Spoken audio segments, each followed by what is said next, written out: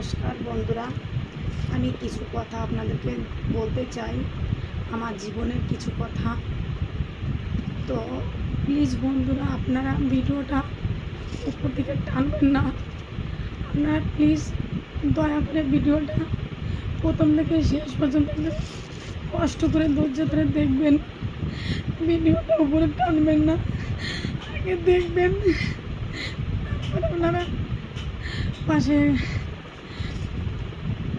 তো বন্ধুরা, আমি ডাক্তারখানায় গেছিলাম, হয়তো এর আগে একটা ভিডিও আপনারা দেখেছেন যে আমার ব্রেন টিউমার হয়েছে। টিউমারটা এই পোর্শনে হয়েছে।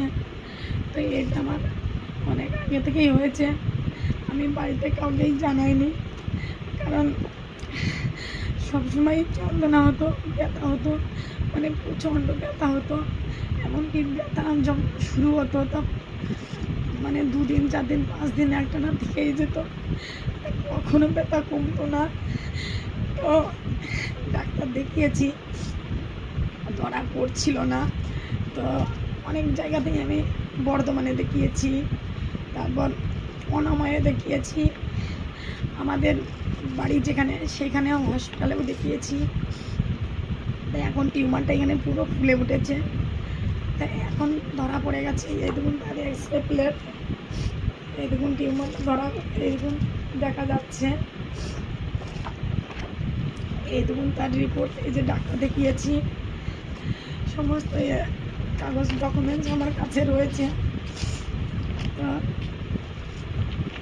সব হসপিটালের ডকুমেন্টস আমার কাছে রয়েছে। এটা হবার জন্য একমাত্র দায়ী আমার স্বামী, তার জন্যই আমার এটা হয়েছে।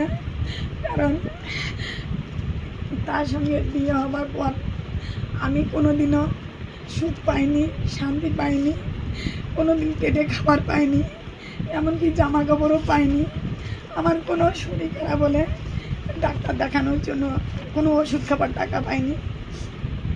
এমনকি বাচ্চা হয়েছে, বাচ্চাটা যে পেটে ছিল তার জন্য আমি যে ডাক্তার দেখাতে যাবো, টোটোয় করে যাব, তার জন্য কোনো আমাকে একটা টাকা দেওয়া হয়নি। এমনকি আমাকে ওষুধ খাবার জন্য কোনো টাকা দেয়নি। নানান টেনশনের ফলে আজ আমার এই পরিণতি।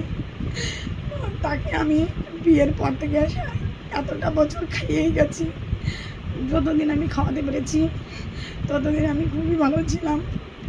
এখন আমি খাওয়াতে পারি না, এখন আমি ভালো না। তো আপনারা বলুন, আমি আমার ছেলেকে বাচ্চাকে খাওয়াবো, ছেলেদের খাওয়াবো না আমি নিজে